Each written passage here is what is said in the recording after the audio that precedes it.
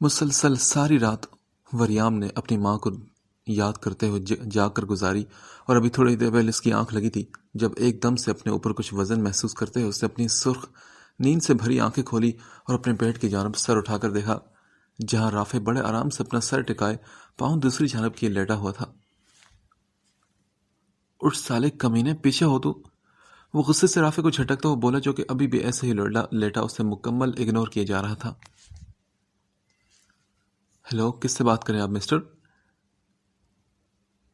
رافع ایک سٹائل سے وریام سے بولا تو وریام نے کہا، کمینے دفع ہو جا، مجھے کل کا بڑا غصہ ہے تجھ پر۔ ایک تو نے مجھے فضول میں پیٹا اور دوسرا مجھے بتانا بھی گوارا نہیں کیا۔ ہاں ہاں، سیریسلی تجھے خود اپنی گرل فرینڈ سے فرصت نہیں اور الزام تو مجھے دے رہا ہے؟ اس کی بات پر وریام نے گھورتے ہوئے دیکھا اور ایک دم سے پھرتی سے الٹا ہوتے رافع کو سائڈ پر کرتا ہوا وہ کھڑا ہو گیا۔ ویسے ایک بات تو بتا، تو کبھی پاکستان گیا نہیں مگر گالیاں تو خالص پاکستان کے لوگوں جیسی دیتا ہے۔ ہنستے وہ بیڈ گراؤنڈ سے ٹیک لگاتے اسے مزید بھڑکانے لگا تو وریام نے کہا، will you please shirt your mouth? ایک دم سے اس سے پریشان ہوتے وہ وارڈروب سے اپنے لیے ڈریس سلیکٹ کرتا ہوا رافع کو گھورنے لگا۔ ویسے میرے بھائی، تو شرٹ کیوں اتار کے سوتا ہے؟ ویسے اچھا ہے کہ گھر میں بے شک تو ایسے رہے، مگر اگر تو بغیر شرٹ کے اپنے سکس پیک کی نمائش کرتا باہر نکلا نا تو قسم سے پھر تیرا ملنا ناممکن ہے۔ ایک زوردار کہہ کر لگاتے وہ مانی خیزی سے کہہ کر بیڈ پر الٹا لیٹ گیا۔ ویسے ایک بات تو بتا، آج کچھ خاص ہے کیا جو تو اتنا چہک رہا ہے؟ وریام کب سے نوٹ کر رہا تھا کہ آج وہ پہلے سے کافی خوشگوار موڈ میں ہے اور اس کا بار بار تنگ کرنا وریام کو کافی اچھا بھی لگ رہا تھا۔ آج کافی عرصے بعد وہ ایسے کھل کر مسکرا رہا تھا۔ نہیں، ایسا تو کچھ بھی نہیں۔ اچانک سے وریام کو الٹا اسی پر وار کرنے پر وہ بوکھلاتے اٹھ بیٹھا۔ اچھا چل، تو نہ بتا، پتہ تو چل ہی جانا ہے مجھے کہ آخر کون ہے وہ جس کی وجہ سے میرے یار کے چہرے پر اتنی مسکراہٹ آئی ہے۔ ابے کوئی نہیں نا، تجھے شاور نہیں لینا کیا؟ جا جلدی سے شاور لے کر آ، میں تجھے لینے آیا ہوں کیونکہ بابا نے بلایا ہے۔ ناشتے کا ٹائم تو ہو رہا نہیں، اب لنچ ہی کریں گے ساتھ۔ اس کے کہنے پر وریام نے داد دینے والے انداز میں اسے مسکراتے دیکھا، جیسے کہہ رہا کہ اچھا بچو، مجھ سے چلاکی؟ اب جانا، کیا گھورے جا رہا مجھے؟ مسلسل وریام کو خود کو دیکھتے پا کر رافع بوکھلاتے ہوئے کہتا ہوا خود بھی اٹھ کر ڈریسنگ کے سامنے کھڑا ہو کر پہلے سے سیٹ بالوں کو پھر سے برش کرنے لگا، جبکہ اس کے بچکانہ انداز پر وریام نے مسکراتے ہوئے سر ہلایا اور پھر واش روم کی طرف بڑھ گیا۔ نینا میری بچی، تھوڑی سی اور پی لو نا، بی جان اسے سوپ پلاتے ہوئے بولی، جبکہ نینا نے انکار میں سر ہلاتے ہوئے برا سا منہ بنایا۔ بی جان رہنے دے، اس چڑیل کو نہیں پیتی تو نہ پیے، میں پی لیتا ہوں۔ بی جان کے ہاتھ سے سوپ کا باؤل لیتے ہوئے نینا کا اترا چہرہ دیکھتے ہوئے اشر بولا اور مزے سے سوپ پینے لگا۔ اشر واپس کرو میری سوپ، میں نے پینی ہے۔ مسلسل اشر کو باؤل سے سوپ پیتے دیکھ کر وہ چڑھتے ہوئے بولی تھی۔ اور ریلی، مگر ابھی تو کسی نے کہا تھا کہ اسے کچھ بھی نہیں پینا۔ وہ بھی اسی کے انداز میں بولا، ہاں پہلے میں نے کہا تھا مگر اب تو میرا دل کر رہا ہے تو مجھے چاہیے۔ نینا اور بھی غصے سے لال بھبوکا چہرہ لیے اسے گھورتے ہوئے بولی تھی، جبکہ بی جان مسکراتے ہوئے دونوں کو دیکھتے ہوئے دعا کرنے لگی۔ ان کی تو کب سے خواہش تھی کہ اشر جیسے سمجھدار انسان کو وہ اپنی بیٹی سونپ کر اس دنیا سے رخصت ہو سکیں۔ کیا ہو گیا ہے ماما آپ کو؟ جسٹ چل، ایسے ویسے کچھ نہیں جیسا آپ سوچ رہی ہیں۔ حسن کب سے سلمہ بیگم کے پاس بیٹھا ان کو سمجھا رہا تھا، جو کہ اپنی بات پر اڑی ہوئی تھی۔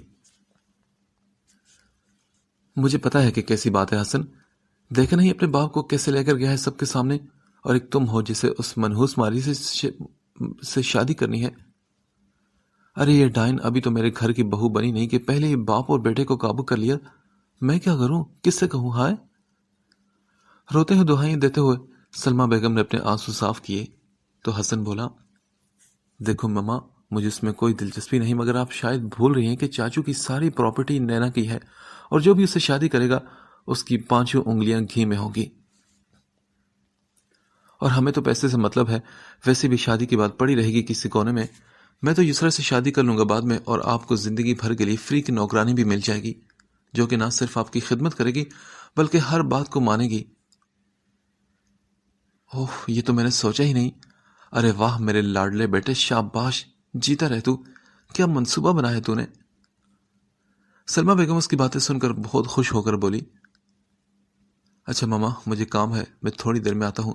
یہ کہتے ساتھ ہی حسن اپنا موبائل ہاتھ میں گھماتا باہر کی طرف بڑھا، جبکہ پیچھے سلمہ بیگم آنے والے وقت کا سوچتے ہوئے ہنس پڑی تھی۔ کل سے آیت بخار میں تپ رہی تھی۔ ابھی تک اس کا دماغ رافع کی کئی باتوں میں اٹکا ہوا تھا۔ اس طرح سے اس کا چھونا، اس کے قریب آنا، وہ چاہ کر بھی پوری رات اس کے خوف سے نکل نہیں پائی تھی، اور ابھی بھی وہ یوں ہی لیٹی تھی۔ دعا بھی بارہا چیک اپ کروانے کو اسے بول کر جا چکی تھی، مگر اس نے منع کر دیا تھا۔ اب وہ کب سے چھت کو گھورتے ہوئے اپنی سوچوں میں مگن تھی کہ اچانک سے پیاس کا احساس ہوتے ہوئے اس نے ایک نظر کھڑکی سے باہر دیکھا، جہاں پر شام کے سائے گہرے ہو رہے تھے۔ اس نے پانی کی تلاش میں نظر دوڑائی، مگر پانی کا جگ دور ٹیبل پر پڑا دیکھ کر اس نے منہ پھلاتے ہوئے اٹھنے کی ناکام سی کوشش کی، مگر جسم سے اٹھتی درد کی لہروں کی وجہ سے نڈھال ہو کر دوبارہ تکیے پر سر ٹکاتے ہوئے لیٹ گئی۔ یہ لو پانی پی لو، ایک بھاری گمبھیر آواز اپنے پاس سے سنتے ہوئے اس کے رونگٹے کھڑے ہو گئے۔ اس کا چہرہ لٹھے کی طرح سفید ہو گیا، جیسے جسم میں ایک بوند خون بھی نہ بچا ہو۔ اپنے سامنے کھڑے شخص کو دیکھ کر اس نے لڑکھڑاتی زبان میں اسے کہا، آپ پھر آ گئے؟ جبکہ رافع کے چہرے پر ایک گہری مسکراہٹ تھی۔ اس کے سامنے آ کر، تم یہاں پر کیا کر رہے ہو؟ دیکھو اگر کل میں نے کچھ کہا نہیں تو اس کا مطلب یہ نہیں کہ میں کچھ بھی نہیں کروں گی۔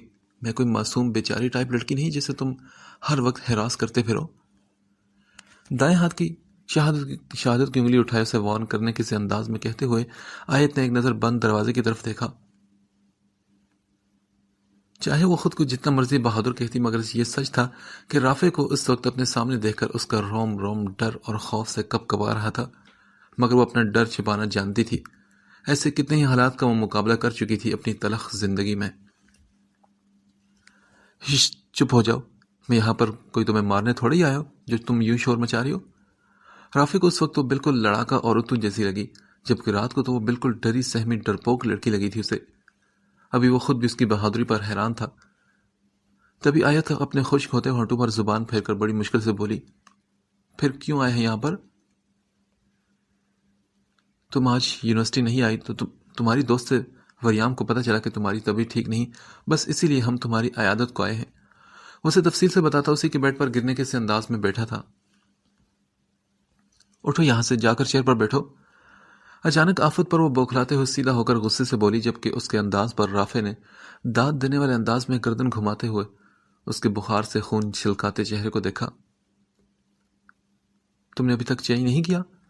اسے رات کے نائٹ ڈریس میں دیکھتے ہوئے مسکراہٹ دباتے ہوئے بولا، جبکہ دوسری طرف آیت اپنے حلیہ کا سوچتے ہوئے پھر سے شرم سے لال ہوتی اپنے بازوں کو کمفرٹر کے اندر چھپا گئی۔ اس کی اس حرکت پر رافع نے ایک زوردار کہکہ لگایا تو آیت نے کہا، دانت مت نکالو اور نکلو میرے روم سے۔ وہ خجل ہوتی اپنی خفت مٹانے کو بولی تاکہ وہ نکلے اور وہ اپنا نائٹ ڈریس چینج کر سکے۔ اچھا چلو، جیسی تمہاری مرضی۔ میں پھر وری کو کہہ دیتا ہوں کہ اس کی 2 دن پہلے بننے والی بہن اس سے ملنا نہیں چاہتی۔ وہ اب مزے سے دونوں بازو سر کے نیچے لے جاتے ہوئے بیڈ پر لیٹتے ہوئے بولا، کیا وریام بھائی بھی آئے ہیں؟ کہاں ہے وہ؟ ایک دم سے وریام کے ذکر پر وہ بوکھلا کر بولی، اس شخص کا کوئی اعتبار بھی نہیں، کچھ بھی کر سکتا تھا۔ ہاں بھائی، تمہارا بھائی آیا ہے اور وہ گاڑی پارک کر آئے، اور ساتھ میں تمہاری کبھی نہ ہونے والی بھابھیاں بھی مل گئی تو ان کو نمٹا کر آتا ہوگا۔ مسلسل آیت کو اپنی نظروں کے ہزار میں لیے اسے مزید تفصیل سے آگاہ کرنے لگا۔ مگر آپ دونوں کو یہاں گرلز ہاسٹل میں آنے سے کسی نے روکا نہیں کیا؟ یہ سوال تو کل رات کا اس کے دماغ میں تھا کہ کیسے رافع اس کے روم تک اتنی آسانی سے پہنچ گیا، اور تو اور اسے کیسے پتا کہ میں اسی روم میں ہوں۔ اس کی بات پر رافع ہنسنے لگا۔ Are you serious? میڈم، یہ لندن ہے، پاکستان نہیں کہ جہاں پر اتنی پابندیاں ہوں، اور ویسے بھی وریام کو اس شہر میں کون نہیں جانتا۔ ورلڈ 10 فیمس بزنس مین میں سے ایک مرتضیٰ کاظمی کی اکلوتی اولاد ہے، اور اوپر سے اس کی فرینڈ فالوئنگ تو دیکھ ہی چکی ہوگی تم نا۔ وہ اسے لڑکیوں کی جانب اشارہ کرتے ہوئے سمجھانے لگا۔ اوہو، واقعی؟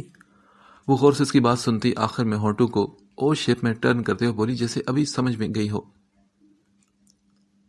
تو اگر بھائی باہر ہے تو تم یہاں پر کیا کر رہے ہو؟ وہ آئی برو اٹھاتے ہوئے خود کو پوری طرح سے کمفرٹر سے کور کیے بیڈ گراؤنڈ سے ٹیک لگاتے ہوئے پوچھنے لگی۔ اسے رافع کی حرکتیں مشکوک سی لگی تھی۔ اب کی ہے نا تم نے پتے کی بات. تو بات دراصل یہ ہے کہ میں نہیں چاہتا کہ وریام کو کل رات کے بارے میں کچھ بھی پتہ چلے کہ میں یہاں آیا تھا، اس لیے تمہیں آگاہ کرنے آیا تھا کہ ایسا کوئی بھی ذکر اس کے سامنے مت کرنا.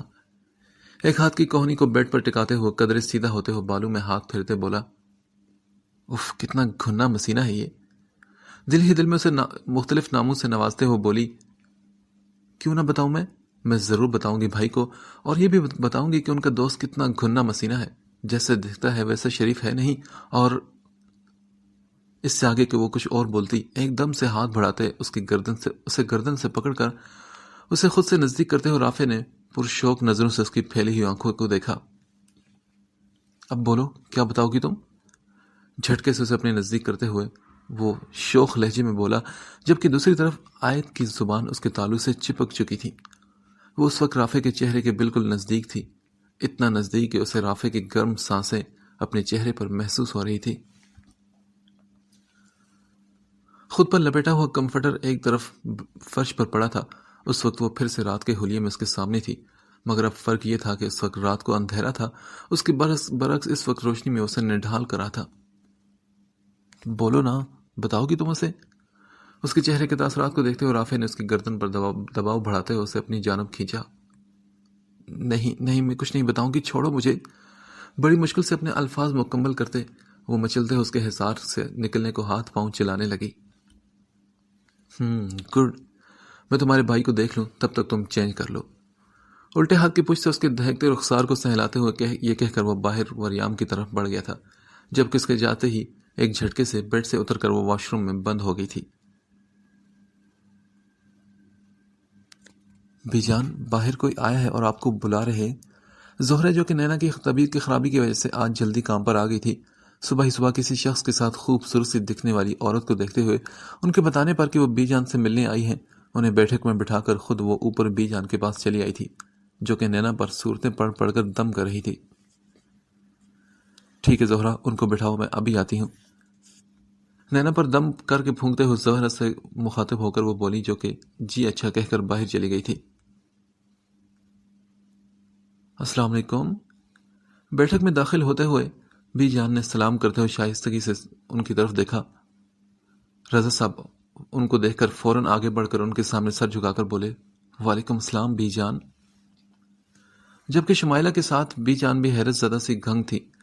20 سال بعد اپنی آنکھوں کے سامنے اپنی جان سے پیاری بیٹی کو دیکھتے ہوئے ان کی بھوری آنکھیں اشک بار ہو گئی تھی، جبکہ دوسری طرف شمائلہ بھی اپنی بی جان کو اپنی آنکھوں کے سامنے پاتے ہوئے نم آنکھوں سے منہ پر ہاتھ رکھتے اپنی سسکی دبانے لگی. کہاں سوچا تھا انہوں نے کہ وہ اپنی زندگی میں کبھی بھی اپنی ماں سے مل نہیں پائیں گی. شمائلہ میری بچی، تو آ گئی. کپ کپاتی آواز میں اپنی لاڈلی بیٹی کو بلاتے وہ دونوں بازو اپنی بیٹی کے لیے کھول گئی تھی. بی جان اپنی ماں کے گلے لگتے ہوئے نہ جانے کتنے پل ہوئی شمائلہ یوں ہی ان کی ممتا کو محسوس کر کے روتی رہی. ارے واہ، کیا فیملی ڈرامہ ہے. اور بیوی تم کس سے پوچھ کر آئی ہو؟ یاد نہیں کیا کہا تھا تمہارے بھائی نے کہ پوری زندگی یہاں قدم مت رکھنا؟ مگر تم تو ہو ہی ٹھیٹ، پھر سے منہ اٹھا کر آ گئی نا.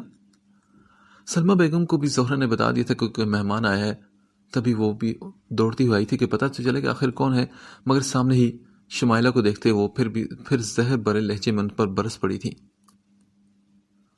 ان کے تانے سن کر بی جان بولی، بہو میں ابھی زندہ ہوں اور میرے ہونے تک میری بیٹی کو اس گھر سے کوئی نکال نہیں سکتا، چاہے وہ تمہارا شوہر ہی کی نہ ہو.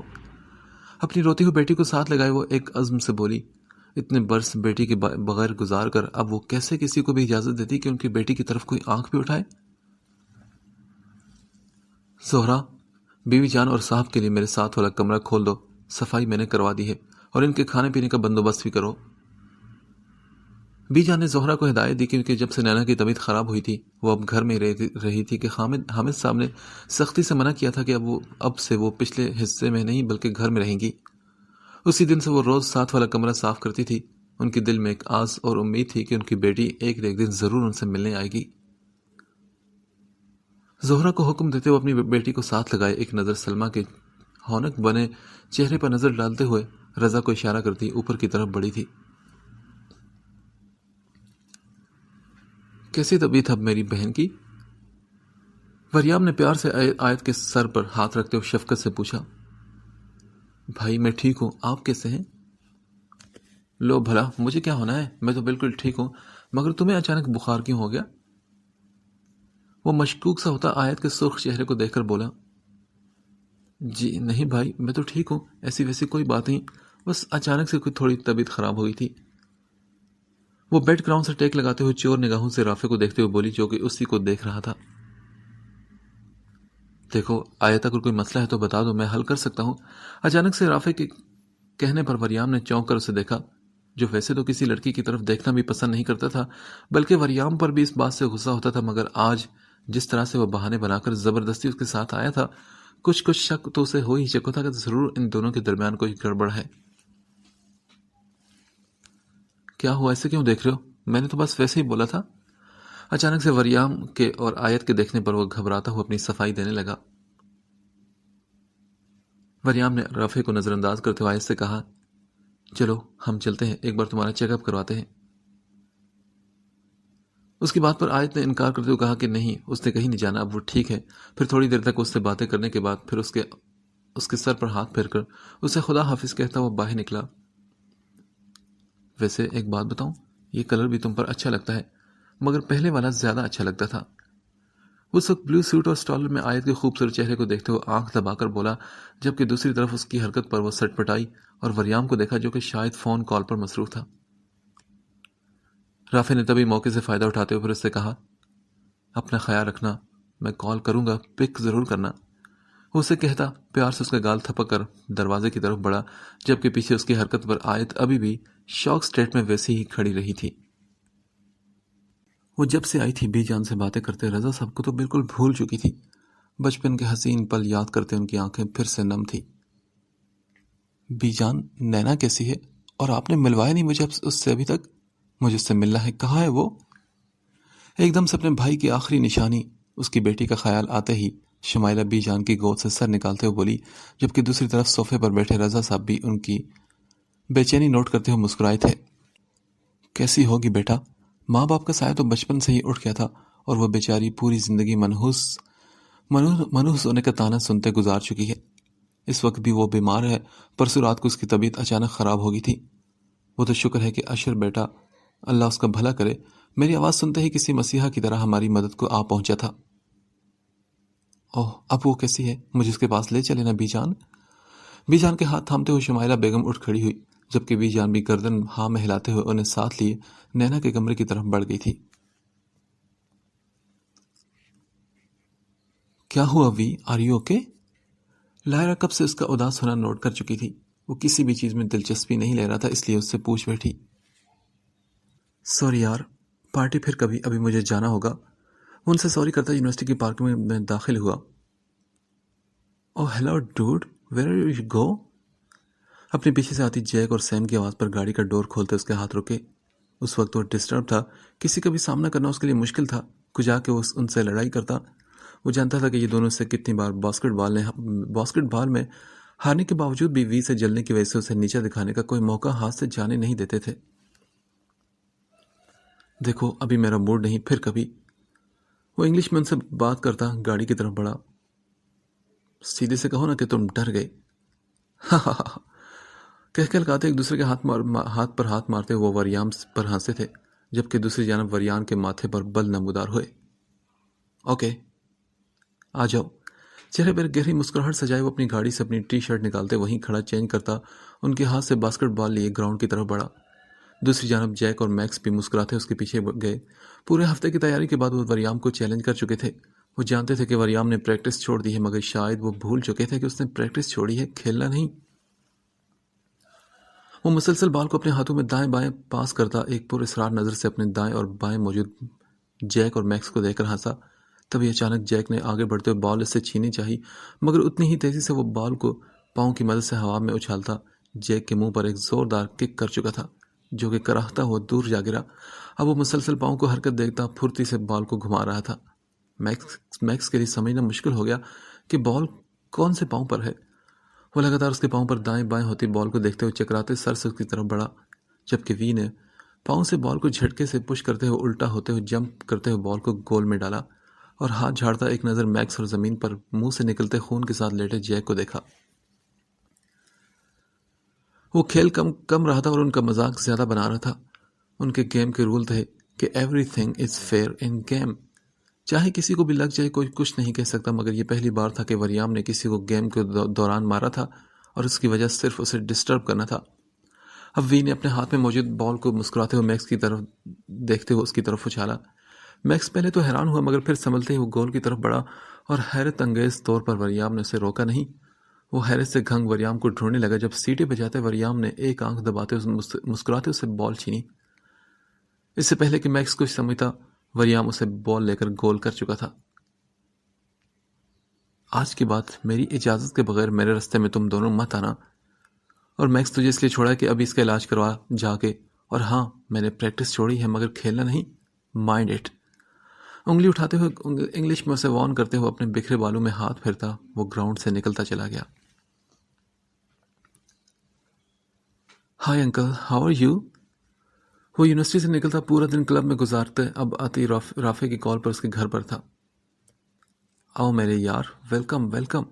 آج بڑے دنوں بعد ہمارے گھر کو رونق بخشی آپ نے. کیا راستہ بھول چکے ہو یا کوئی اور بات ہے؟ وریام کے گلے ملتے ہی وہ ناراضگی بھرے انداز میں بولے. نو انکل اب ایسی بھی کوئی بات نہیں. پلیز آپ مجھے شرمندہ مت کریں. بس میں تھوڑا ڈسٹرب تھا نا اس لیے کل بھی نہیں آ پایا. وہ انہیں تفصیل سے ساری بات بتاتا ان کے پاس والی چیئر پر گھسیٹ کر ڈائننگ پر بیٹھا. ساتھ ہی گھوری سے رافع کو بھی نوازا جو کہ سر جھٹک کر کھانے پر مڑ گیا تھا. اچھا اور سناؤ سینچریز ہوئیں؟ کتنی سینچریز ہوئیں تمہاری؟ وہ مانی خیزی سے اسے گرل فرینڈ کی طرف اشارہ کرتے ہوئے بولے.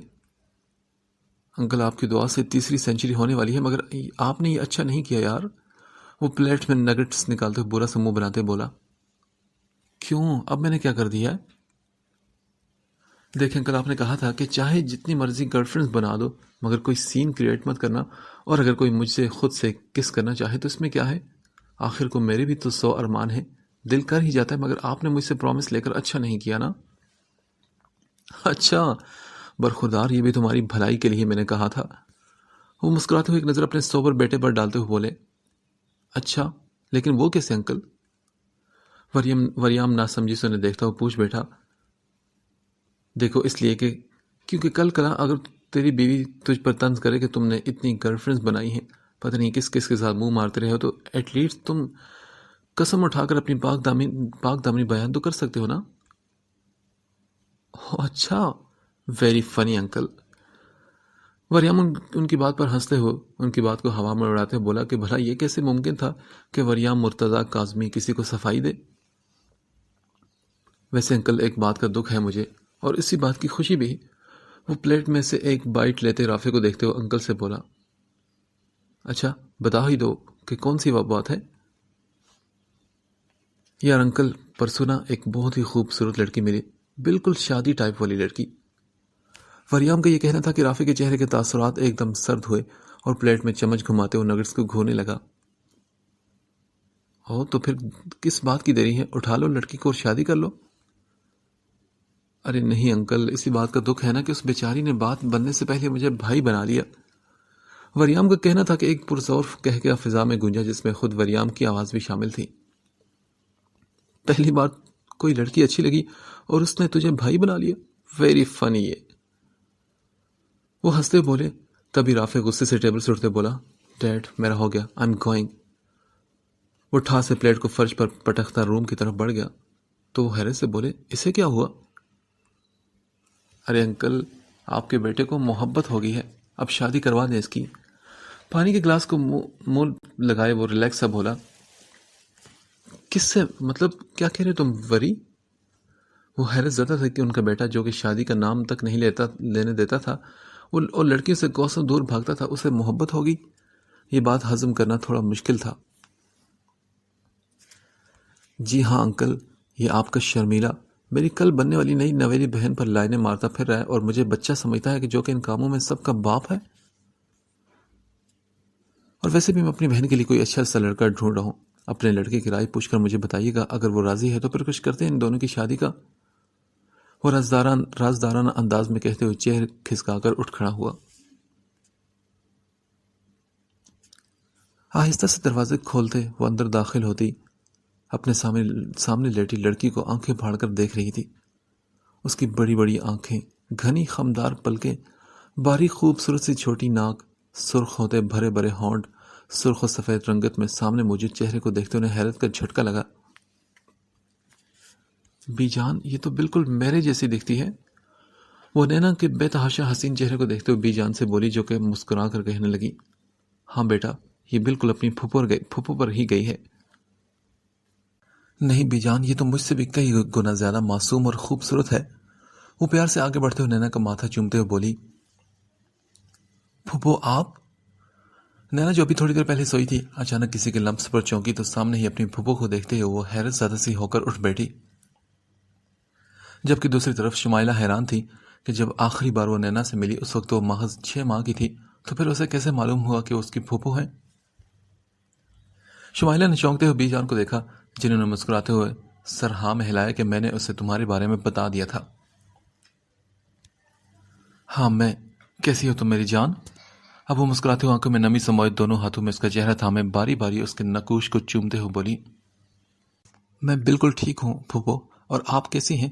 اور کیا پھوپھا جان آپ کے ساتھ نہیں آئے؟ اور آپ کا بیٹا کیا نام تھا اس کا؟ ہاں وریام، کیا وریام بھائی نہیں آئے؟ وہ خوشی سے چہکتے ہوئے ساری باتیں پوچھنے لگی، کیونکہ اس کی بی جان نے اسے سب کچھ بتایا تھا اس کی پھوپھو کے اور اس کے گھر کے متعلق۔ میں تو یہاں ہوں بیٹا، اپنی پھوپھو کو چھوڑ کر ہم غریبوں کو دیکھیں گے تو ہم نظر آئیں گے نا؟ رضا صاحب نے آگے بڑھتے ہوئے پیار سے نینا کے سر پر ہاتھ رکھتے ہوئے کہا۔ ارے پھوپھا جان، کیسے آپ؟ سوری، میرے تو آپ کی طرف دھیان ہی نہیں گیا۔ وہ شرمندہ سی سر جھکا کر بولی۔ ارے بیٹا کیا ہو گیا؟ ایسی بات نہیں، تم تو میری بیٹی جیسی ہو، میں تو بس مذاق کر رہا تھا۔ نینا کے جھکے سر کو دیکھتے وہ پیار سے سمجھانے لگے۔ تبھی زہرہ نے آ کر بڑے ادب سے کہا، بی جان، سب کے لیے کھانا لگا دی ہے، آپ لوگ آ جائیے پلیز۔ اچھا ہم لوگ آتے ہیں، تم جاؤ، بی جان نے اسے کہا تو پھر نینا کی طرف وہ مڑ گئی تھی۔ وہ مسلسل کمرے میں چکر کاٹتا ہوا بے چین تھا۔ اصل پریشانی کی وجہ تو یہی تھی کہ وریام کو کیسے پتا چلا کہ رافع کے دل میں کیا چل رہا ہے۔ وہ جانتا تھا کہ یہ سب کچھ جان بوجھ کر کہا تھا اس نے، اور اس کے مطابق اب تک وہ کمینہ اس کے ڈیڈ کو بھی بتا چکا ہوگا۔ اوہ گاڈ، اگر یہ میرا دوست نہ ہوتا تو آئی سویئر کہ میں اسے خود اپنے ہاتھوں سے مار ڈالتا۔ رافع جھنجھلاتے ہوئے دونوں ہاتھ بالوں میں پھنسا کر بولا، اب تو یقیناً ڈیڈ اسے شادی کے لیے فورس کریں گے۔ اپنی انگلی کے ساتھ ماتھے کو مسلتے ہوئے اچانک آنے والے خیال پر وہ اپنے موبائل کی طرف بڑھا۔ ٹیبل سے موبائل فون اٹھاتے اس نے گہری سانس لی اور نمبر ڈائل کیا۔ دوسری طرف آیت، جو بھی نماز ادا کرتی دوا لے کر لیٹی تھی، اچانک بجتے موبائل فون کی آواز نے اس کی نیند کو توڑ ڈالا تھا۔ ایک ان نون نمبر دیکھتے ہوئے وہ چڑھ کر موبائل اٹھاتے ہوئے، ابے کون ہو تم؟ کیا کوئی پاگل ہو یا پھر کوئی کام نہیں تمہیں؟ چرسی موالی کہیں گے، شرم نام کی چیز نہیں تم لوگوں میں کوئی؟ ہر 2 منٹ بعد فون کرنے لگ پڑتے ہو۔ میں لندن میں رہتی ہوں، لندن، جہاں تم جیسوں کی سوچ بھی نہ آ سکے۔ اب جاؤ، جا کر کسی اپنی جیسے کو پکڑو، اور خبردار جو کال کر کے مجھے تنگ کیا تو۔ رافع کی سلام سنتے ہی وہ غصے سے پاکستان کا تصور کر کے اپنی زبان کی پھل جڑیاں اس پر برسانے لگی، جبکہ رافع تو حیرت سے اپنے کان سے موبائل فون کو ہٹاتے اسے گھور کر دیکھنے لگا کہ کیا سچ میں اس نے ٹھیک نمبر ڈائل کیا ہے کہ نہیں۔ مگر نمبر کنفرم ہوتے ہی آج دن میں اس کا روپ یاد کرتے وہ ہلکا سا مسکراتے اس کی بے تکی باتیں سننے لگا۔ اس وقت وہ بھول چکا تھا کہ اس نے کال کیوں کی تھی۔ یہ لڑکی اسے پاگل کر دے گی، یہ بات تو پکی تھی۔ میں نے اپنی جیسی ہی ڈھونڈی ہے، اس لیے تو تمہیں کال کی ہے۔ اس کے جملے کو دہراتے ہوئے وہ پرشوق اور خمار برے لہجے میں اس کی بات کا جواب دینے لگا، جبکہ دوسری طرف اس کی معنی خیز گفتگو کے ساتھ گھمبیر آواز کی سرگوشی پر آیت کی روح فنا ہوئی تھی۔ کہاں کا لیکچر، کیا بات! وہ تو یہ بھی بھول گئی تھی کہ جملہ کہاں تک بولا تھا۔ اسے یاد آیا کہ دن کو دوست نے اس مسینے نے کہا تھا کہ کال کروں گا، اور یہ سوچتے ہی وہ اپنے لب دانتوں تلے دبا گئی تھی۔ رافع، یہ آپ ہیں؟ آیت نے حیرت سے پوچھا تو وہ بولا، ہاں میں ہوں، کیا تمہیں کسی اور کی کال کا ویٹ تھا؟ وہ چلتا ہوا کھڑکی کے پاس آ کر آسمان پر جھانکتے چاند کو دیکھتا ہوا بولا، نہیں تو ایسی تو کوئی بات نہیں۔ اب وہ کیا کہتی، یہ انسان اسے ہر بار الجھا دیتا تھا۔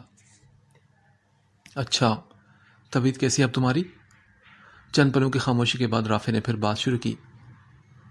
طبیعت میری ٹھیک ہے اب، بڑی مشکل سے کہتے ہو آیت نے منہ بناتے اس کی نقل اتاری۔ اوکے، کل تم یونیورسٹی آؤ گی؟ اپنے بالوں میں ہاتھ پھیرتے ہوئے آنکھیں بند کر کے اسے محسوس کرتے ہوئے اسے پوچھنے لگا۔ نہیں تو کل میں نے نہیں آنا۔ وہ پھر سے اس کا سامنا نہ کرنے کے لیے فوراً سے انکار کرتے ہوئے بولی۔ اگر تو تم سوچ رہی ہو کہ یونیورسٹی نہ آنے سے تم مجھ سے بچ جاؤ گی تو یہ بس تمہارا خیال ہے۔ اپنے دل اور دماغ میں یہ بات اچھے سے بٹھا لو اور بہت جلد مسز رافع بننے کو تیار رہنا۔ سی یو، اللہ حافظ، اپنا خیال رکھنا۔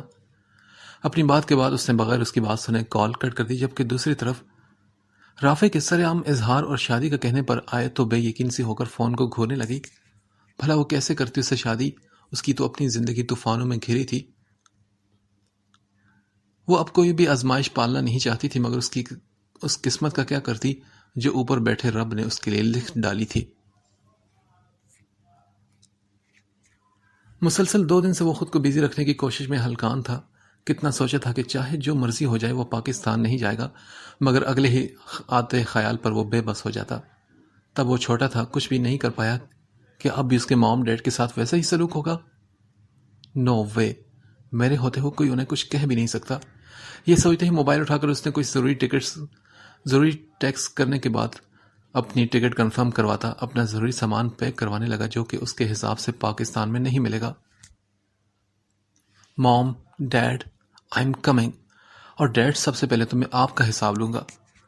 ایک پراسرار مسکراہٹ کے ساتھ سامنے لگی اپنے موم ڈیڈ کی تصویر کو دیکھتے ہوئے ہلکا سا مسکرایا اور پھر اپنا سامان اٹھا کر باہر کی طرف بڑھ گیا۔ بی جان، آپ نے دیکھا بھائی جان نے مجھے گلے لگایا، مجھے معاف کر دیا انہوں نے۔ اور رضا، آپ نے بھی دیکھا نا؟ شمائلہ خوشی سے کبھی بی جان کو تو کبھی رضا کو جھنجھوڑتے ہوئے بول رہی تھی۔ ہاں شمائلہ، شکر ہے اللہ کا کہ میرے بیٹے کو بھی عقل آئی۔ بی جان نے اپنی بیٹی کا مسکراتا چہرہ دیکھتے ہوئے حامد صاحب کو یاد کرتے ہوئے کہا، جو کہ نہ صرف خود اپنی بہن کو ملے بلکہ گلے لگاتے ہوئے اتنے سالوں کی معافی بھی مانگی۔ پھوپھو آ جائیں، دیکھیں میں نے اپنے ہاتھوں سے سب کے لیے چائے بنائی ہے۔ جب سے اس کی پھوپھو آئی تھی، نینا کی خوشی کا کوئی ٹھکانہ نہیں تھا۔ بات بات پر وہ ایسے ہی مسکراتی اور چہکتی پھرتی تھی، اور اب تو اشر کی بھی ضرورت نہیں تھی اسے، جو اسے بنا بتائے ایمرجنسی میں واپس چلا گیا تھا۔ شمائلہ نے مسکراتے ہوئے اپنے بھائی کی بیٹی کو دیکھا، جس کے ہونے سے انہیں اپنی زندگی میں رونق محسوس ہو رہی تھی۔ پوری رات سفر کرنے کی وجہ سے اس کی بھوری آنکھیں اس وقت سرخ ہوتی ہوئی غضب اٹھا رہی تھی، مگر دل کے اندر ایک سرشار سی لہر دوڑ رہی تھی کہ آج اس کی ماما اس کے سامنے ہوگی۔ اس سے خود سے وعدہ ضرور کیا تھا کہ وہ پاکستان نہیں جائے گا، مگر اس وقت اسے خود اپنے وعدے سے زیادہ اپنی موم عزیز تھی، جن میں اس کی جان بستی تھی۔ وہ شروع سے ہی ایسا تھا، اپنی چیزوں کو لے کر انتہائی شدت پسند اور جنونیت پسند، اور اپنی موم کے معاملے میں تو وہ ڈیڈ کی بھی کوئی بات نہیں چلنے دیا کرتا تھا۔ اس وقت رات کے 2:30 بجے وہ کندھے پر اپنا چھوٹا سا بیگ ڈالے، شکن آلود کپڑے پہنے اپنے سامنے کھڑی شاہ حویلی کو گھور رہا تھا۔ ایک ہاتھ بالوں میں پھیرتے اس نے طنزیہ انداز میں مسکراتے بند گیٹ کو دیکھا، جیسے کہہ رہا ہو کہ تم مجھے روکے گے میری موم سے ملنے سے۔ نینا سخت پیاس کا احساس ہوتی پاس پڑا پانی کا خالی جگ اٹھا کر باہر آئی تھی۔ بغیر لائٹ جلائے اس نے سامنے والی کھڑکی کھولی تاکہ چاند کی روشنی سے کچن میں کچھ روشنی آ سکے۔ ابھی اس نے فریج سے پانی کی بوتل نکالی تھی کہ اپنے پیچھے ہی کسی کے گرنے کی آواز پر وہ چونکی، اور اس کی جان تو تب نکلی جب کسی کے بھاری قدموں کی چاپ اسے کچن کی طرف آتی سنائی دی۔ اس نے ڈرتے ہوئے کپ کپاتے ہاتھوں سے بوتل پر اپنی پکڑ مضبوط کی، اور پھر آؤ دیکھا نہ تاؤ سپیڈ لگا دی۔ مگر جیسے ہی اس نے چیخنے کو منہ کھولا، کسی نے جھپٹ کر بجلی کی سی تیزی سے اس کے منہ پر ہاتھ رکھا۔ وہ اس انجان شخص سے اپنے آپ کو چھڑوانے لگی۔ اسے لگا کہ شاید کوئی چور آیا ہے اور اب یقیناً اسے بھی نقصان پہنچائے گا۔ تبھی وریام نے کہا، ہیلو، کیپ کوائٹ، کچھ بھی مت بولنا۔ وریام نے اپنی گرفت میں موجود لڑکی کی مسلسل مزاحمت کو دیکھتے ہوئے اس کے کان میں کہا۔ دوسری طرف نینا اس کی بات ماننے کے بجائے اپنی مزاحمت کو جاری رکھے ہوئی تھی اور اس سے خود کو چھڑانے کی پوری کوشش کر رہی تھی۔ وریام نے اس کی حرکتوں پر، اس کے نازک وجود پر ہلکی سی کچن میں جھانکتے ہوئے چاند کی روشنی میں سے دیکھا، جو کہ اس کی گرفت میں اس کے سینے سے کمر کی سائڈ سے لگی کھڑی تھی۔ اور کیا کرنا پڑ رہا ہے تمہیں وی؟ تم وہ ہو جس کے چھونے پر لڑکیاں خود کو خوش نصیب سمجھتی تھی، مگر اب یہاں ایک چھوٹی سی لڑکی تمہاری باہوں سے نکلنے کے لیے تڑپ رہی ہے؟ وریام نے جھٹکے سے نینا کو اپنے سامنے کھینچتے ہوئے کھڑا کیا اور ساتھ ہی دیوار کے ساتھ لگاتے ہوئے اس کے دائیں اور بائیں بازو کو اپنی مضبوط گرفت میں لے لیا۔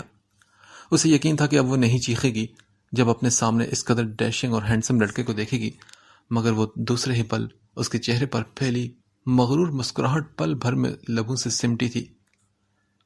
جب غور سے ایک نظر اس نے اپنے سامنے کھڑی لڑکی پر ڈالی، سرخ و سفید چمکتی رنگت والی، بڑی بڑی گہری کالی آنکھیں، باریک کھڑی خوبصورت سی چھوٹی ناک اور قدرے بھرے بھرے گلابی ہونٹ، وہ مکمل طور پر اس کے چہرے کا طواف کرتا، دوپٹے سے آزاد اس کے قیامت خیز روپ کو دیکھتا کھوسا گیا تھا اس میں۔ مگر پھر اگلا ہی لمحہ اسے پل بھر میں ساکت کر گیا۔ اس کا دل جو آج تک کبھی کسی لڑکی کے لیے نہیں دھڑکا تھا، مگر آج اس کے دل میں ایک ہلکی سی میٹھی سرسراہٹ ہوئی جب سامنے کھڑی نینا نے اپنے نچلے ہونٹ کو دانتوں تلے دبایا، اور ایسا کرنے سے اس کے گال پر پڑتے ڈمپل کھلے عام کسی کو بھی بہکانے کے لیے کافی تھے۔ کتنی دیر تک وریام ایسے ہی کھڑا اسے دیکھتا رہا، جبکہ نینا نے اپنی بند کی ہوئی آنکھوں کو ہلکا سا کھولا اور غور سے روشنی میں سامنے دیوار بنے کھڑے مغرور شہزادوں کی آن بان جیسے حسن کے مالک وریام مرتضیٰ کاظمی کی بھوری آنکھوں اور بھورے بالوں کو دیکھتے ہوئے وہ اسے چور نہیں بلکہ کسی جگہ کا شہزادہ ضرور لگا، مگر تھوڑا سا مغرور۔ تبھی ڈرتے ہوئے اپنی ہمت جمع کر کے وہ بولی، آپ کون ہیں؟ وریام جو مکمل طور پر اس میں کھویا ہوا تھا، اپنے کانوں میں ایک باریک میٹھی سی آواز سنتے ہی اس نے سر جھٹکتے ہوئے کو ہوش دلایا۔ چپ کرو، آواز نہ آئے مجھے تمہاری۔ اس کے ہونٹ پر انگلی رکھتے ہوئے اسے خاموش ہونے کے کہنے لگا۔ نینا نے ڈرتے ہوئے محض گردن ہلائی کہ اب میں کچھ نہیں بولوں گی۔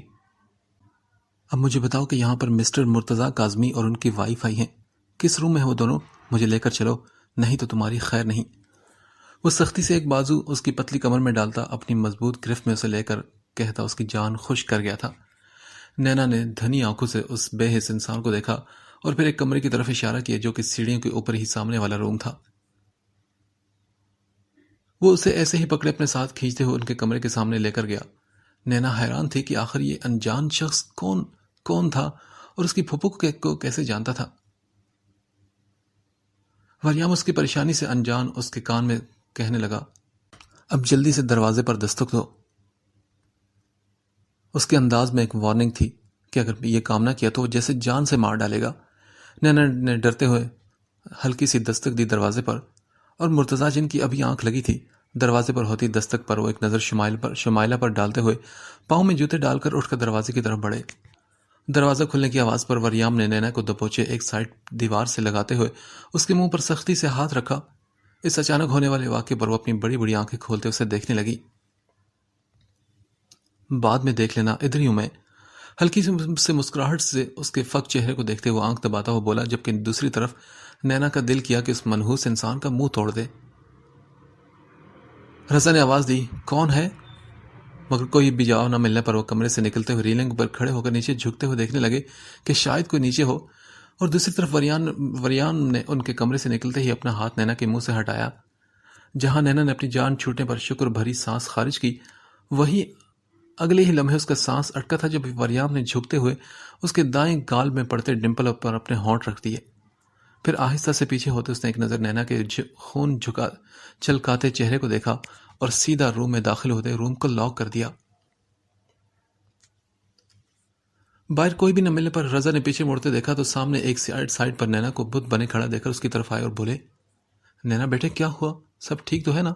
اور آپ اس وقت یہاں پر کیا کر رہی ہیں؟ وہ فکر مند ہو کر اس سے پوچھنے لگے، مگر اس سے پہلے کہ وہ کوئی جواب دیتی، پیچھے سے آتی آواز نے دونوں کو اپنی جانب کھینچا۔ Hi dad, how are you? Look at me, I am your lovely son and good night to you. ہاتھ میں پکڑا تکیا ان کی جانب اچھالتے ہوئے وہ جتاتے انداز میں مسکراتا ہوا دروازہ لاک کرتے اپنی موم کی طرف بڑھا تھا، جبکہ باہر کھڑے دونوں وجود جھٹکے میں آگے تھے۔ ایک کو اس طرح وریام کی آمد نے چونکایا تھا تو دوسرے کو اس بات نے کہ وہ اس کی پھوپھو کا بیٹا تھا جو ابھی اسے بنا اجازت کے کس کرتا انجان بنتا گیا تھا، ایسے جیسے اس میں کوئی بڑی بات ہی نہیں تھی۔ مسلسل 5 گھنٹے کا سفر کر کے اشر آج واپس آیا تھا۔ تھکن سے اس کا پورا وجود ٹوٹ رہا تھا، مگر اس وقت اس کی ڈیوٹی اسے جان سے بھی زیادہ عزیز تھی، تو پھر وہ کیوں نہ آتا؟ مگر جس بات کا دکھ اسے تھا وہ یہ تھی کہ کمبخت دل جسے دیکھنے کی ضد کرتا اسے کھینچتا لے کر گیا تھا، اسے ایک نظر دیکھنا تک نصیب نہ ہوا۔ اس نے کچھ سوچتے ہوئے اپنے موبائل کو اٹھایا اور بیڈ گراؤنڈ سے ٹیک لگاتے ہوئے گیلری اوپن کی۔ سب سے اوپر ہی اس دشمن جہاں کی تصویر کو دیکھتے ہوئے اس کے لب مسکرائے تھے۔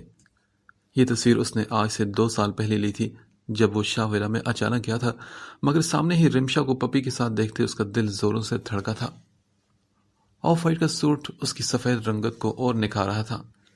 پپی کے ساتھ نہ جانے کون سی رازدانہ باتیں کر رہی تھی وہ جب مسکرائی، اور اسی پل اشر نے اس منظر کو اپنے فون اور دل میں قید کر لیا تھا۔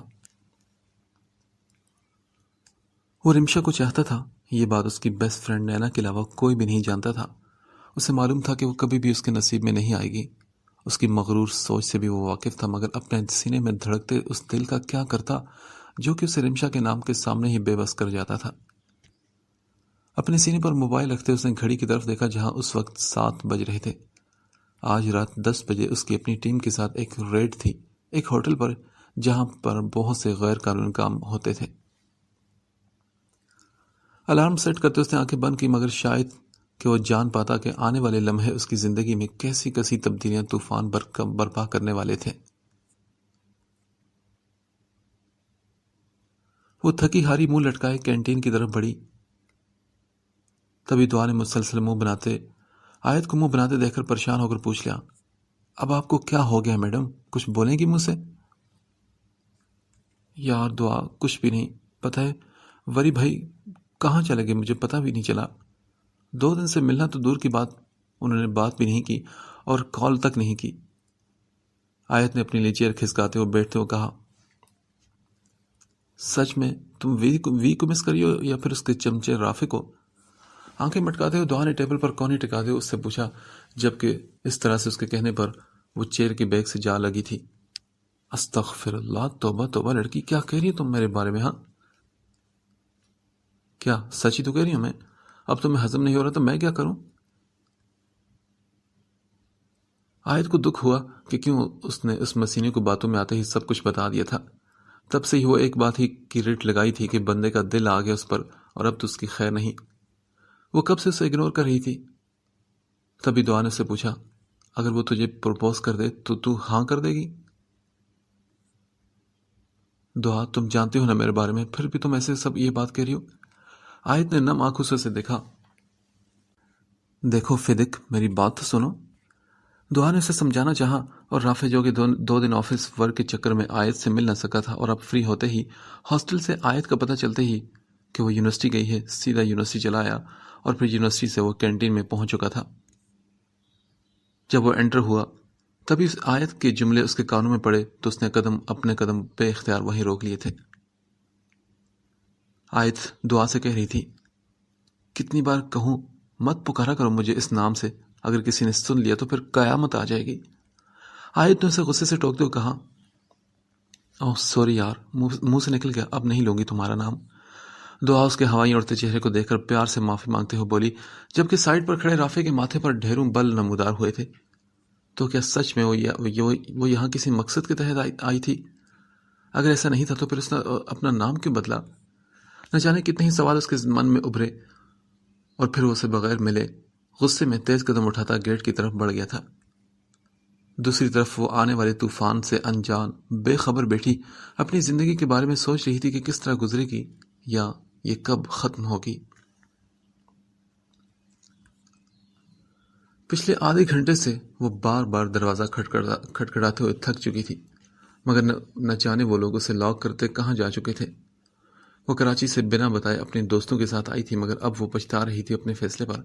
یہاں آنے کے بعد اسے معلوم ہوا کہ ان کے ساتھ کوئی لڑکے بھی ہیں، اور جو باتیں وہ سن چکی تھی اس کے بعد اس نے بھاگنے کی کوشش کی تاکہ اپنی عزت کو ان درندوں سے محفوظ رکھ سکے، مگر اس سے پہلے کہ وہ بھاگنے میں کامیاب ہوتی وہ لوگ اسے پکڑتے ہوئے ہوٹل کے ایک روم میں بند کر کے جا چکے تھے۔ تبھی باہر سے آتی پولیس سائرن کی آواز پر اس کے ہوش ٹھکانے آئے۔ باپ، ماں اور بھائی سب کے چہرے آنکھوں کے پردے پر لہرائے۔ اس کے باپ نے اسے آزادی دی تھی، اسے پیار دیا تھا، مگر اسے ہمیشہ صحیح غلط کی پہچان بھی کروائی تھی۔ رمشا جانتی تھی کہ اگر وہ پولیس والوں کی ملی تو یقیناً اس کے باپ کے مرنے کا مقام ہو جائے گا۔ تبھی کچھ سوچتے ہوئے اس نے ٹیبل سے کوئی چیز ڈھونڈنی شروع کر دی۔ کچھ بھی نہ ملنے پر اس نے پاس پڑا گلاس نیچے پھینکا اور آگے بڑھتے ہوئے ایک تیز نوک دھار ٹکڑا اٹھاتے ہوئے اپنی کلائی پر رکھ دیا۔ مگر اس سے پہلے کہ وہ کچھ کر پاتی، کسی نے بجلی کسی تیزی سے دروازہ کھولا اور آگے بڑھ کر کھینچ کر ایک تھپڑ اس کے منہ پر مارا۔ وہ تھپڑ اس قدر شدید تھا کہ وہ لڑکھڑاتے ہوئے قدموں سے نیچے فرش پر جا گری۔ اس کا نچلا ہونٹ پھٹتے ہی اسے اپنے منہ میں خون کا ذائقہ گھلتا محسوس ہوا۔ غم اور غصے سے اس نے نظر اٹھاتے سامنے دیکھا جہاں فل یونیفارم میں کھڑا اشر اس وقت کسی طوفان کی طرح غصے سے اسے گھور رہا تھا۔ اشر کی آنکھوں میں بے یقینی دیکھتے ہی رمشا نے شرم اور بے بسی سے اپنا سر جھکایا اور پھوٹ پھوٹ کر رونے لگی۔ دروازے پر ہوتی مسلسل دستک پر وہ ایک دم ہڑبڑا کر اٹھی تھی، مگر پاؤں پر کسی وزن کو محسوس کرتے ہوئے انہوں نے آنکھیں کھولتے ہوئے سامنے دیکھا۔ بے یقینی کے عالم میں انہوں نے اپنے پاؤں پر سر رکھے اپنے لخت جگر اپنے پیارے سے بیٹے کو دیکھا۔ اپنے کپ کپاتے ہاتھوں سے چھوا کہ شاید کوئی یہ سپنا ہو یا ان کا وہم ہو۔ کب سے یہی تو ہو رہا تھا، جب سے وہ اسے چھوڑ کر آئی تھی ہر روز تو اسے اپنے پاس ہی محسوس کرتی تھی، مگر آج وہ نہیں جانتی تھی کہ وہ سچ میں ان کو وہم کو سچ کرنے چلا آیا ہے۔ اپنے سر پر اپنی موم کے ہاتھ کے لمس کو محسوس کرتے وہ ایک دم سے اٹھا اور ان کا چہرہ ہاتھوں میں تھام کر پریشانی سے انہیں دیکھنے لگا۔ موم، کیا ہوا؟ کچھ چاہیے آپ کو؟ وہ پریشان تھا کہ اچانک کیا ہوا، اس کی موم اس طرح کیوں اٹھ گئی؟ ابھی تھوڑی دیر پہلے تو وہ ان کو دیکھتے ہی سویا تھا۔ جبکہ شمائلہ نے روتے ہوئے انکار میں سر ہلایا اور اپنے بیٹے کے لیے اپنے بازو کھول دیے۔ فریام مسکراتا ہوا ان کے گلے جا لگا، ان کی پیشانی پر بوسہ دیتے ہوئے پیچھے ہٹا۔ میری جان، اپنی موم سے ناراض ہو گیا؟ وہ پریشان تھی کیونکہ ان کی جان لبوں پر بن گئی تھی۔ اگر وریام ان کے بغیر نہیں رہ پاتا تھا تو وہ خود بھی تو اس کے بغیر نہیں رہ پاتی تھی۔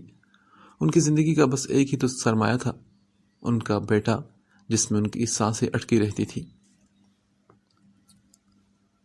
موم، میں آپ سے کیوں ناراض ہونے لگا؟ آئی نو کہ یہ سارا آئیڈیا ڈیڈ کا ہے۔ میری کیوٹ سی معصوم سی موم اپنے وری کو چھوڑ کر ایسے کبھی نہیں آ سکتی۔ ان کی گود میں سر رکھتے ہوئے مسکراتے ہوئے بولا تو شمائلہ کے چہرے پر بھی مسکراہٹ آئی۔ دروازے پر ہوتی دوبارہ دستک نے انہیں اپنی طرف متوجہ کیا۔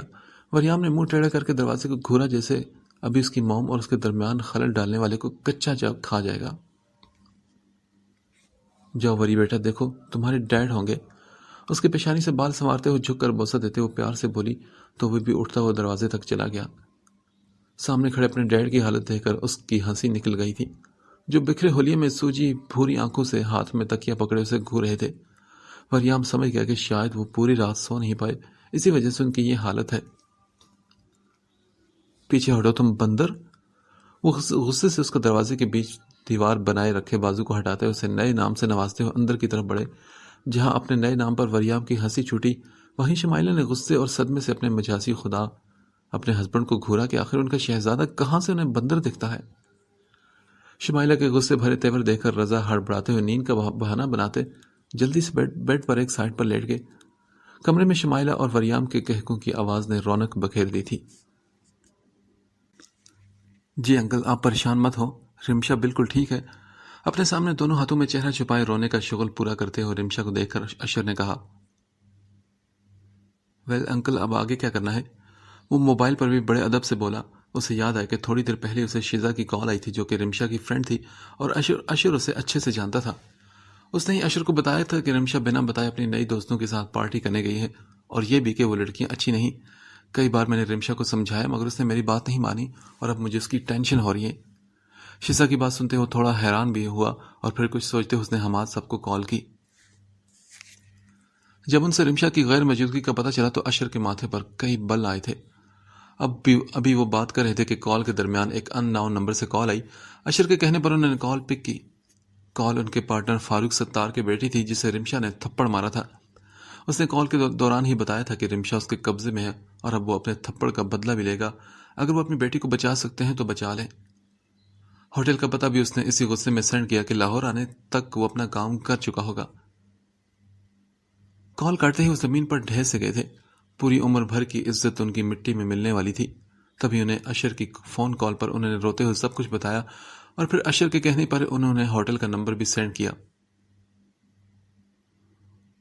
بیٹا، اس کو وہی مار کر آ جاؤ، کسی قابل نہیں چھوڑا اس نے مجھے، کہیں منہ دکھانے کے لائق نہیں رہا میں۔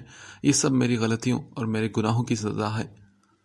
روتے ہوئے بڑی مشکل سے اشر کو کہنے لگے، نہیں انکل، آپ ایسا کیوں کہہ رہے ہیں؟ رمشا بالکل ٹھیک ہے اور میرے سامنے بیٹھی ہے، اشر نے حیرانگی سے کہا، جبکہ دوسری طرف رمشا بھی اپنے پاپا کا سنتے ہوئے تڑپ کر سر اٹھائے کر اسے دیکھنے لگی۔ وہ تو ہمیشہ سے لاپرواہ رہی تھی، اپنی موم کے کہنے پر کبھی کسی کو اہمیت نہیں دی، مگر اپنے پاپا سے وہ بے حد پیار کرتی تھی۔ یہ بات خود حماد صاحب بھی جانتے تھے۔ ابھی مجھے اس عمر کی کال آئی، اس نے شاید تمہیں پولیس یونیفارم میں ہوٹل جاتے دیکھ لیا ہے اور اسی لیے اس نے مجھے بدنام کرنے کو میڈیا کو انفارم کر دیا ہے۔ تم میڈیا کو جانتے ہو ناشر بیٹا، ایسا کرو کہ تم اسے مار ڈالو، اگر وہ مر جائے گی تو بات ختم ہو جائے گی۔ حماد صاحب شاید عزت کے چکر میں پاگل ہو چکے تھے اور سوچے سمجھے بغیر بولے جا رہے تھے۔ تبھی اشر نے کہا، انکل جب تک میں ہوں نا کچھ نہیں ہوگا، آپ کو یقین ہے نا مجھ پر؟ کچھ سوچتے ہوئے اشر نے ایک نظر رمشا پر ڈالی اور فون پر حماد صاحب سے بولا، ہاں اشر بیٹے، تم پر یقین نہ ہوتا تو کیا تمہیں بتاتا؟ وہ فون پکڑتے لرزتی ٹانگوں کے ساتھ فرش پر بیٹھتے بولے، تو بس پھر یقین رکھیں کہ کچھ بھی برا نہیں ہوگا، میں رمشا کو لے کر نکل رہا ہوں، تھوڑی دیر میں بات کرتا ہوں۔ یہ کہتے ساتھ اس نے کال کٹ کی اور سامنے بیٹھی رمشا کو غصے سے دیکھا، جو کہ جینز اور شارٹ شرٹ میں تھی۔ اس کا بس نہیں چل رہا تھا کہ ابھی ایک اور تھپڑ جا کر اسے لگا دیتا۔ ایک ضروری میسج سینڈ کرنے کے بعد وہ آگے ہوتے ہوئے کونے میں دبکی رمشا کے پاس گھٹنوں کے بل بیٹھا، جو ٹانگوں میں چہرہ چھپائے بیٹھی تھی۔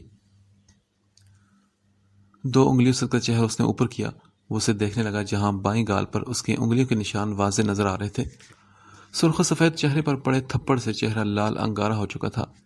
بے تحاشا رونے سے چہرے کو بھگوتے آنسو نے منظر کو اور دل فریب بنا دیا تھا۔ وہ روتے ہوئے فرش کو گھو رہی تھی۔ تبھی اشر نے اس سے پوچھا، کیا درد ہو رہا ہے؟ پیار سے اسے بہلانے کی خاطر اس کے چہرے پر اپنی انگلی کے نشانات پر اپنے الٹے ہاتھ کی پشت پھیرتے ہوئے پیار سے بولا۔ رمشا نے ہاں میں سر ہلایا تو اشر کو اس وقت اس پر بے ساختہ بہت سارا پیار آیا۔ چلو اٹھو۔ اب وہ اپنے ہاتھ آگے کرتا اسے سہارے سے کھڑا کر گیا۔ تبھی دروازے پر ہوتی دستک پر اسے بیڈ پر بٹھاتا دروازے کی طرف بڑھا۔ یہ لو، یہ ہاتھ میں پکڑی چادر کو رمشا کی طرف بڑھاتے ہوئے نظر جھکا کر ایک سائڈ پر ہوا۔ رمشا نے بنا کچھ کہے چادر پکڑی اور خود پر اوڑھ لی تھی۔ اشر اس کا ہاتھ پکڑتے اسے ساتھ لے کر باہر کی طرف بڑھ گیا۔ ایک نظر گھڑی پر ڈالتے وہ کھڑکی کھولتا اندر داخل ہوا، مگر اندر کا منظر دیکھتے اس کے ماتھے پر بے شمار بل آئے تھے۔ شاید وہ باتھ روم میں ہو، یہی سوچ آتے ہی وہ بیڈ پر بڑے حق کے ساتھ پھیلتا ہوا لیٹ گیا۔ 10 منٹ تک ویٹ کرنے کے بعد بھی جب آیت باہر آئی تو وہ اٹھا اور دروازے پر گیا۔ ہینڈل گھماتے ہی دروازہ کھلتا چلا گیا۔ چاروں طرف دیکھتے وہ پریشان سا ہو کر باہر آیا۔ وہ یہاں آیت سے ملنے آیا تھا اور اس سے پوچھنے آیا تھا ساری بات۔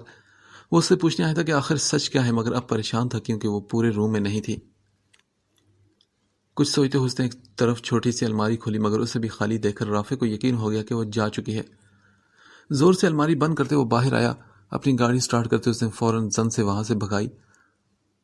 تبھی تاریک سڑک پر کسی وجود کے دھڑام سے ٹکرانے پر وہ گاڑی کو بریک لگاتا باہر آیا۔ گھبراہٹ سے اس نے آگے پیچھے دیکھنا چاہا، مگر گھپ اندھیرے میں سے کچھ بھی نظر نہ آیا۔ اس وقت وہ ہوش میں کہاں تھا کہ کچھ سوچ پاتا۔ جب سے فون نکال کر وہ ٹارچ آن کرتے ہوئے ڈھونڈنے لگا، اس کا دل زور سے دھڑک رہا تھا کہ جیسے کچھ انہونی نہ ہو چلی ہو۔ ایک دم سے دور درخت کے پاس کسی وجود کو محسوس کرتے وہ آگے بڑھا۔ Hello, are you okay? مگر آواز دینے پر بھی اس وجود میں کوئی ہلچل نہ ہوتے دیکھ کر وہ آگے بڑھا۔ ہیلو، اس نے ہاتھ بڑھا کر اس وجود کو ہلایا، جو لڑک کر سیدھا اس کے بازو پر آ گرا اور سامنے موجود خون سے بھرے چہرے کو دیکھتے اس کا رنگ بھی سفید ہوا۔ بے یقینی سے اس نے آیت کے مردہ وجود کو خود میں بیجا۔ آیت، گیٹ اپ یار، کیا ہو گیا تمہیں؟ ہے اٹھو، دیکھو میں رافع، اب میں تمہیں تنگ نہیں کروں گا، پلیز ایک بار اٹھ جاؤ۔ بار بار اس کے چہرے کو تھپتھپاتے وہ کوئی پاگل سا محسوس ہو رہا تھا۔ دیکھو آیت، وری تمہاری ذمہ داری مجھے سونپ کر گیا تھا، اٹھ جاؤ نا پلیز، اگر تمہیں کچھ ہو گیا تو میں کیا جواب دوں گا اسے؟ ہاں آیت پلیز اٹھ جاؤ ایک بار، you know I love you so مچ، تم اس لیے مجھے تنگ کر رہی ہو نا، آیت پلیز اٹھ جاؤ ایک بار۔ بار بار روتے ہوئے ایک ہی بات کو دہرا رہا تھا۔ تبھی اسے اپنے سینے پر کچھ حرکت محسوس ہوئی۔ رافع تو دم سادے آیت کے وجود کو دیکھنے لگا۔ جب آیت کے منہ سے نکلتے خون کے بعد اس نے بے ہوش ہوتے ہوئے آخری بار رافع کا نام پکارا تھا۔ Hello every one. وہ اپنی مام کو ساتھ لگائے ڈائننگ روم میں داخل ہوا، جہاں سبھی نے اسے دیکھا کہ آخر کون ہے یہ انگریز. Who are you? حسن کرسی کھسکا کر کھڑا ہوتے بولا. یار مجھے اردو آتی ہے، تم میرے ساتھ اردو میں بات کر سکتے ہو. وریام اپنی موم کو چیئر پر بٹھاتے ہوئے اس کا مذاق اڑاتے بولا.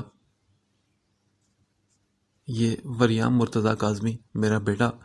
پیچھے سے آتے مرتضیٰ صاحب، جنہیں سب رضا کہہ کر مخاطب کرتے تھے، پیار سے وریام کا کندھا تھپتھپا کر بولے. تبھی حسن نے اپنا ہاتھ آگے بڑھایا. Oh hello, how are you? Fine. وریان نے بس ایک لفظی جواب اسے دیا، پھر اسے ایک نظر سلمہ کے دھواں چہرے پر ڈالی، جو کہ شاید یہ سوچ رہی تھی کہ شمائلہ کا بیٹا اس قدر خوبصورت کیسے ہو سکتا ہے، جو دکھنے میں کسی ریاست کا کوئی شہزادہ معلوم ہوتا تھا. یہ گرینڈ ماں کدھر ہے؟ بی جان کو ٹیبل پر نہ پاتے ہوئے وہ ان کا پوچھنے لگا. تبھی حسن اور سلمہ کی جاتے ہی نینا نے اسے بتایا، وہ صبح کا ناشتہ اپنے کمرے میں ہی کرتی ہیں. وریام نے غور سے گردن موڑ کر کچن سے باہر نکلتی نینا کو دیکھا، جو اس وقت فریش بلو کلر سوٹ میں تیار سی تھی. ایک نظر میں وریام نے اس کا مکمل جائزہ لیا اور رات کے سین کو یاد کرتے ہوئے مسکراہٹ دبا کر اسے غور سے دیکھنے لگا. وریام کو تو وہ چھوٹی سی لڑکی اچھی لگی تھی، مگر ایک بات وہ نوٹ کر چکا تھا کہ اس کے چہرہ اس کی بالکل موم کے جیسے تھا، مگر گال پر پڑتا ڈمپل شاید اس کا اپنا ہی تھا. موم، ہو از دس؟ نہ سمجھی سے اپنی موم کی طرف دیکھتے وہ پوچھنے لگا، ایسے شو کرانے لگا جیسے پہلی بار اسے دیکھ رہا ہو. نینا نے غصے سے ناک چھڑاتے اسے اگنور کیا. اس کی حرکت پر وریام کے لب مسکرائے تھے. وری بیٹا، یہ نینا ہے، تمہارے ولید ماموں کی بیٹی. شمائلہ نے پیار سے وریام کو بتایا. کیا سچ میں؟ واو نائس. بریڈ پر جیم لگاتے اسے دیکھتے ہوئے بولا. ویسے کون سی کلاس میں تو پڑھ رہی ہو تم؟ نہ سلام نہ دعا، ڈائریکٹ وہ اس سے پوچھنے لگا.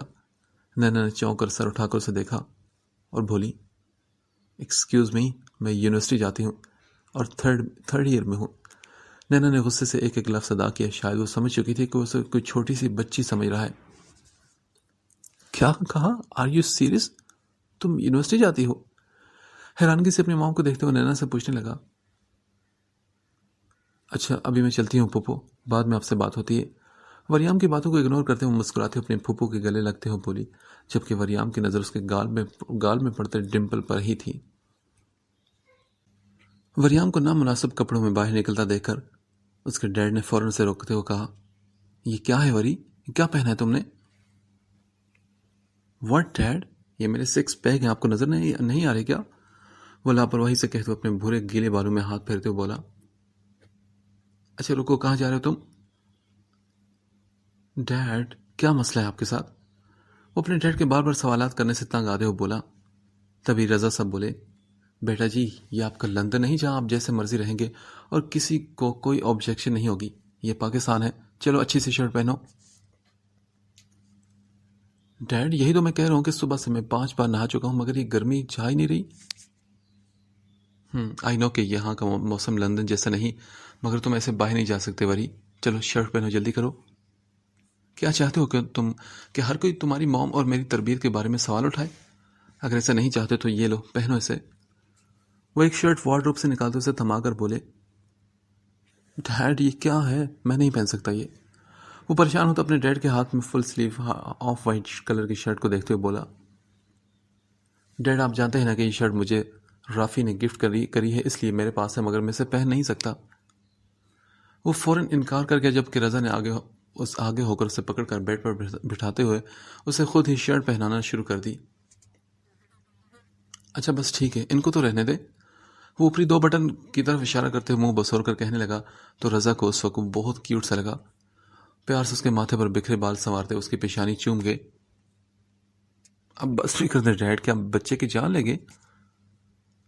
وہ کھڑا ہوتا ہوا بولا. تبھی رضا صاحب بولے، اچھا جاؤ اب اپنی گرینڈ ماں کو میل کراؤ. اپنے ڈیڈ کے کہنے پر وہ بیزار سے ہو کر برے منہ بناتا روم سے باہر نکل گیا. پلیز کوئی ہے؟ میری مدد کر دیں پلیز، ڈاکٹر، ایمبولینس. اس کی دھاڑ سورے ہاسپٹل میں گونجی تھی. اندر ایک روم میں موجود سارے ڈاکٹر بھاگتے آئے. کیا ہوا ان کو؟ وہ رافع کے بازو میں جھولتی آیت کے خون سے لت پر چہرے کو دیکھتے ہوئے بولے. ڈاکٹر ان کا ایکسیڈنٹ ہوا ہے، پلیز سیو ہر۔ وہ روتے ہوئے انگلش میں ڈاکٹر کو بتانے لگا، اوکے ان کو اندر لے چلیں۔ ڈاکٹر آپریشن تھیٹر کی طرف اشارہ کرتے ہوئے بولے۔ رافع دوڑتا ہوا اندر جاتے آیت کو بیڈ پر لٹا گیا۔ اوکے سر، آپ باہر ویٹ کریں، ہم ٹریٹمنٹ کرتے ہیں۔ ڈاکٹر نے اسے ہدایت دی تو وہ باہر آ کر دل و جان سے دعا کرنے لگا کہ یا اللہ پلیز اسے بچا لے، میں کیسے رہوں گا اس کے بغیر۔ اس کا دل غم سے پھٹ رہا تھا، یہ سوچ ہی اسے اندر سے ہلا رہی تھی کہ اگر آیت کو کچھ ہو گیا تو۔ نہیں اللہ پلیز، میں اس کے بغیر نہیں رہ سکتا، اسے مجھے لوٹا دیں پلیز۔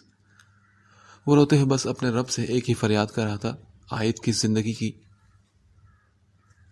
اس کی آنکھوں کے پردے پر آیت کے ساتھ گزارے حسین لمحے کسی فلم کی طرح چل رہے تھے۔ تبھی اس کے موبائل پر آتی کال نے اسے ہوش میں لایا۔